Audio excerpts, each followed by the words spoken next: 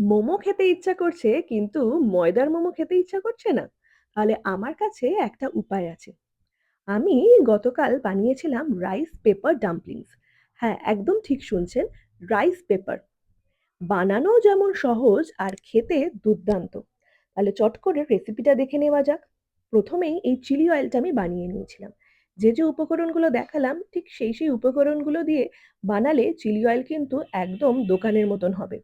আমি এখানে লঙ্কার গুঁড়োটাকে স্কিপ করেছিলাম, তোমরা চাইলে দিতেই পারো। এরপর আর কি, এরপর পুরটাকে আমরা তৈরি করে নিলাম।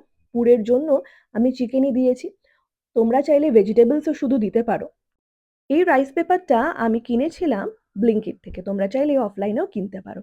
এবারে রাইস পেপারগুলোকে একটু জলে ভিজিয়ে নিয়ে সামান্য তেল প্লেটে ব্রাশ করে তার উপরে রেখে সুন্দর করে চিকেনের পুরটা দিয়ে এইভাবে আমি র‍্যাপ করে নিয়েছি।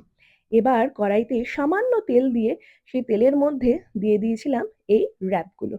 আর দিয়েছিলাম একটু জল। ব্যাস ঢেকে নিয়ে মিনিট ২, এর বেশি একদম না। ব্যাস রেডি হয়ে গেল আমাদের দুর্দান্ত রাইস পেপার ডাম্পলিংস।